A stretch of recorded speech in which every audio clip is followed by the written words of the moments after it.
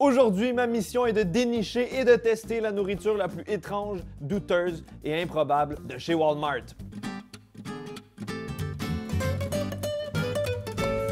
Direction Walmart pour faire des trouvailles culinaires douteuses.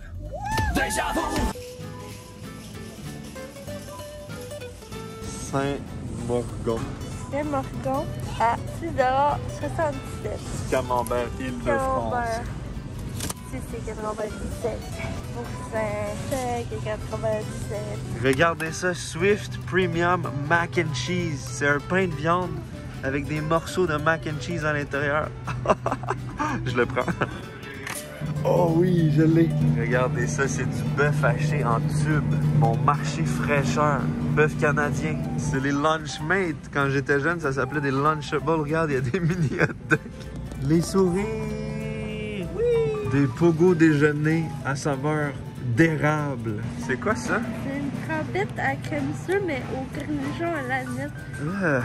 Ça ici, c'est la section des fromages industriels. Donc les fromages non importés. On a une sauce suisse On à dit au 11 fromage. $ pour une personne. Yes! La pizza croissant. Regardez ça! C'est une croûte en croissant. Le nouveau Coca-Cola Starlight Limited Edition. Let's go! La guimauve en pot. Fluff. Fluffer Muffer. Le sandwich fait avec la guimauve fluff et le beurre d'arachide. Ici, c'est l'allée du mac and cheese. Il y en a à profusion. Et il y a aussi quelque chose que j'ai envie d'essayer. C'est des Kraft Dinner Flavor Boost. C'est des petites enveloppes de poudre d'assaisonnement que tu rajoutes à ton Kraft Dinner. Et il y en a un à la poutine. Les céréales! Il y en a beaucoup. On a des céréales Timbits, des Captain Crunch chocolat, berries, des churros, des Oreo O's, des céréales Eggo au gaufre, des céréales Eggo au chocolat. Ça, c'est bon. Des puddings à la magie de licorne, poussière d'étoiles avec tatouage. Il y a de la boisson énergisante à profusion, Monster, Rain. Regardez ça. Des Red Bull de toutes sortes, de toutes les couleurs. La Red Bull au melon d'eau. C'est ma préférée. Du jus de melon d'eau. J'ai bien dit melon d'eau. Encore une fois, melon d'eau malin.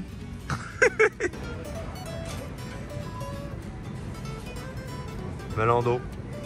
Melon d'eau. J'ai envie de tout acheter, en fait. De retour du Walmart, on a fait de très belles trouvailles. J'ai été surpris de la variété de choses bizarres qui se trouvaient là-bas. J'ai trouvé des choses qui devraient être interdites, retirées du marché, mais j'ai aussi trouvé des choses qui piquaient ma curiosité, qui vont pas être forcément mauvaises. Donc on va avoir des choses horribles, mais aussi des choses peut-être surprenamment délicieuses. J'ai trouvé la véritable pizza interdite. Voici une pizza délicieuse à croûte de croissant feuilleté au goût de beurre. Qu'est-ce que vous en pensez, mes Français? Est-ce que ça vient vous titiller un peu? J'étais extrêmement surpris et surtout content de trouver ça chez Walmart. Il paraît que c'est une rencontre entre la pizza et le croissant. Vous avez bien entendu, une pâte au beurre délicieuse et croustillante pour créer une croûte croissante légère et savoureuse. Ça va peut-être être controversé, mais je trouve que ça a l'air délicieux. Pourquoi pas faire une pizza sur un croissant? Le croissant, c'est bon. Le fromage, c'est bon. Les pepperonis, c'est bon. Comment ça pourrait mal tourner?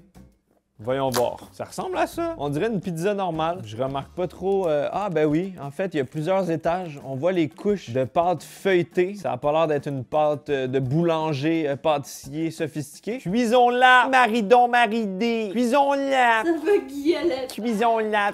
Bienvenue à Tout le monde en parle. C'est prêt! Regarde ça. On voit vraiment les différentes couches de simili croissants. C'est très étrange. Honnêtement, je trouve que ça a l'air délicieux. Je me sens comme un peu criminel et délinquant de manger cette pizza. Dédicace à tous les Italiens et tous les Français.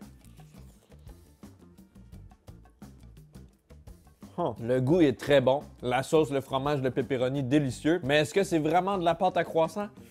Pas sûr. Je pense que je me suis fait un peu clickbait. Je m'attendais à un goût riche de beurre qui fond sur la langue, délicieux. Au final, on dirait un peu une pâte à pizza plus mince sur plusieurs étages. La couche du bas est croustillante, donc ça c'est bon. Ça fait un bon contraste de texture, l'intérieur est moelleux. Ça me fait réfléchir un peu et je pense que ce concept pourrait être délicieux avec une vraie pâte à croissant artisanale, délicieuse, remplie de beurre. Je mets au défi les boulangers qui me regardent. Faites-moi une pizza croissant. Vous allez vous faire renier par vos proches, mais moi, je vais la manger. Moi, je préfère ça à leur pâte de carton habituelle. On n'est pas très choyé niveau pizza congelée au Québec, donc celle-là est acceptée avec plaisir.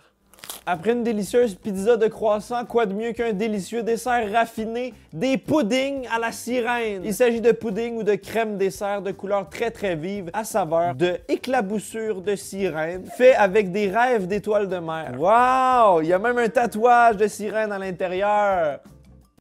On le sait d'avance que quand on a une couleur vive comme ça, c'est bien parti, c'est naturel, c'est fait avec des ingrédients de qualité. En couleur turquoise, nous avons le pudding corail et en couleur rose, le pudding sarcelle. Très important de mentionner qu'il est écrit « Vivez votre meilleure vie de sirène ». Est-ce que ça signifie charmer des pirates pour les noyer dans les profondeurs de la mer? On commence avec la corail. J'adore manger de la gouache.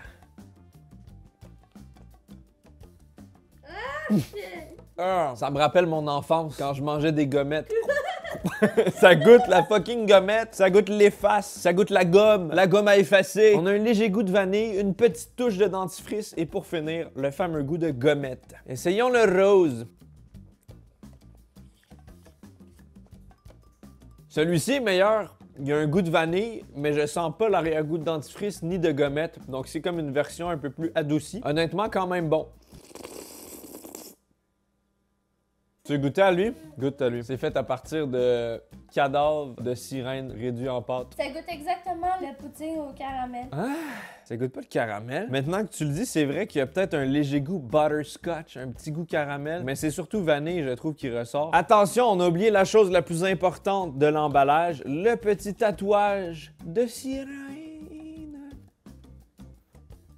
Ça a l'air de quoi? Oh, nice! J'ai trouvé le KD Flavor Boost. Il s'agit d'une petite poudre pour assaisonner son mac and cheese Kraft Dinner. Si vous ne connaissez pas le Kraft Dinner, c'est ça. C'est du macaroni au fromage instantané. Et ça, en fait, ça vient rehausser les saveurs et apparemment donner un goût de poutine. Pourquoi vouloir donner un goût de poutine à son mac and cheese? Je le sais pas. On va essayer. Ce qui est très bizarre, c'est qu'on doit faire déjà un mac and cheese avec la poudre de fromage de base. Donc, ça va goûter le fromage cheddar en plus d'une poudre. Ah, ça sent extrêmement mauvais, ça. Ah, c'est gris. Ah, ça sent vraiment pas bon. Une poudre grise qui sent vraiment on dirait un peu le renfermé avec une odeur fromagère bizarre. Je le rajoute à mon mac and cheese. Oh my god. C'est très cursed et on mélange. Et ça change déjà un peu de couleur. Ça devient de plus en plus brun et de moins en moins appétissant. En tout cas, j'apprécie le represent. On sait jamais, je le rappelle, une poutine, c'est des frites avec une sauce brune à saveur de fond de viande et des crottes de fromage squick. Et cette chose est censée avoir la même saveur.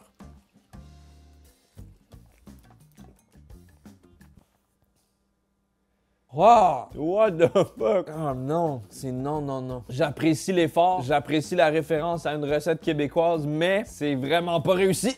C'est très amer, pas normal. Il y a un léger goût de sauce brune, peut-être de fond de viande, mais vraiment peut-être 5%. Et il y a quelque chose qui vient chatouiller le fond de la gorge. On dirait que j'ai comme des allergies dans ma gorge, très weird. J'aurais jamais pu goûter que c'est à la poutine si j'avais pas vu l'emballage. Il y a d'autres variétés à essayer par contre, comme poulet au beurre qui pourraient être peut-être intéressantes. Tu veux goûter? Pour vrai, j'aime ça.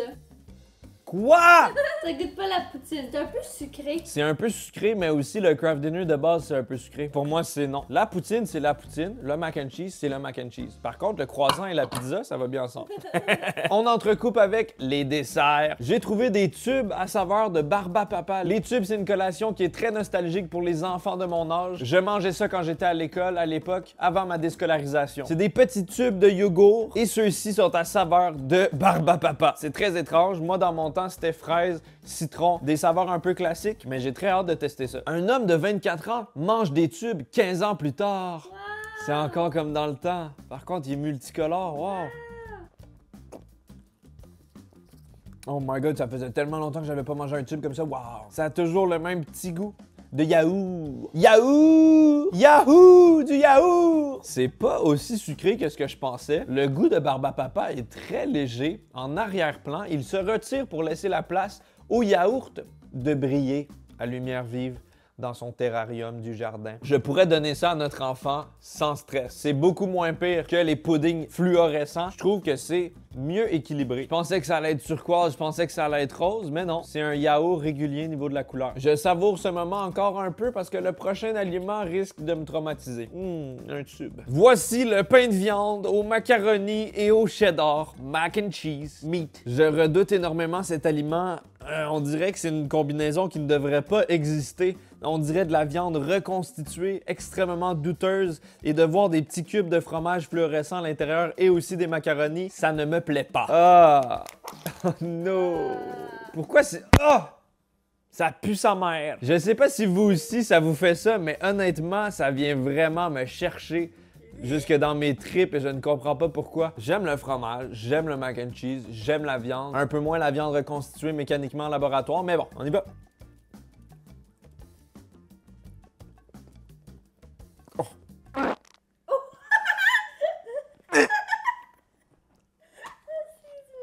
J'aime pas la texture, j'aime vraiment pas la texture. On dirait que je mange une balle rebondissante tranchée à la mandoline. Puis ça fait doing, doing, doing. Ça goûte très fort les épices. La viande très salée, tu sais, en mode viande froide, mais assez fake. Je sens la texture des pâtes pâteuses. Je sens pas trop le goût du fromage. C'est juste vraiment pas très bon. Peut-être que poêlé, ça serait meilleur. Peut-être que dans un sandwich, ça serait meilleur. Mais tout seul, c'est un gros non! Je me demande vraiment comment ils ont fait ça.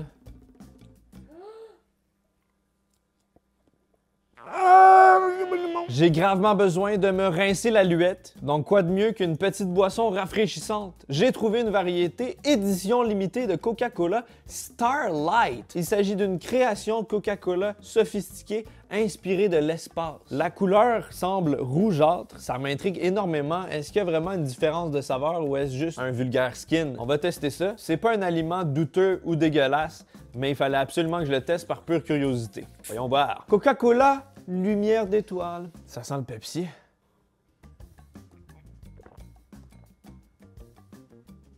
Wow! Ça goûte la voie lactée. C'est vraiment spécial. Je m'attendais pas du tout à ça. Ça a comme un goût crémeux, de cream soda. Ça a un goût peut-être de framboise, de fruits rouges. C'est fruité, c'est crémeux. Ça a un goût un peu de vanille aussi. J'arrive vraiment pas à cerner la saveur parce que c'est beaucoup trop cosmique. C'est rafraîchissant, c'est bon, c'est efficace. Moins bon que le Coca-Cola normal par contre. Tu veux goûter? Oh! Spécial. Je suis montée au 7e ciel. Chibi, tu veux du Coca-Cola Starlight? Vas-y, goûte. Je te le mets dans ton petit bouchon. Vas-y, mon ref. Allez, Chibi, goûte. Le chat sauvage dans son habitat naturel analyse la boisson pétillante qu'est le Coca-Cola. Non! Oh.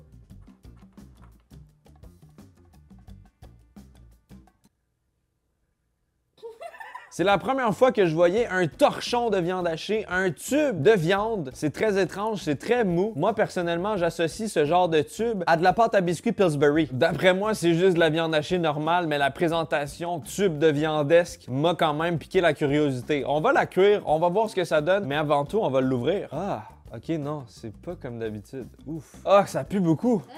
Ah, c'est pas comme sur l'image, on est d'accord. Sens-le, je te jure, ça sent vraiment pas bon. Est-ce qu'il y a des assaisonnements déjà? Ah. Ça sent un peu les œufs pourris, l'ammoniac, le soufre. J'aime pas trop l'odeur. Visuellement aussi, c'est bizarre. On dirait un peu de la viande en conserve pour chien. J'ai cuit la viande. Visuellement, on dirait vraiment du bœuf haché normal. Je vois rien d'étrange. Il y a encore une petite odeur suspecte. Et aussi, en cuisant, tu sais, normalement, quand tu cuis de la viande hachée, il y a toujours de l'eau qui ressort. Mais là, il y avait un liquide un peu plus visqueux que d'habitude. L'eau était un peu plus épaisse. Peut-être que c'est dans des agents de conservation dans le tube ou peu importe. C'est mystérieux. Non, c'est pas comme d'habitude. La texture est pareille, viande hachée normale, mais il y a une acidité beaucoup plus forte. On dirait que j'ai fait couler un peu de jus de citron dessus tellement c'est acidulé. Très bizarre. À part l'acidité, il n'y a pas vraiment d'arrière-goût désagréable. Je pense que c'est juste du bœuf haché de un peu moins bonne qualité, un peu moins cher, mais qui est tout autant comestible. Je veux que tu goûtes.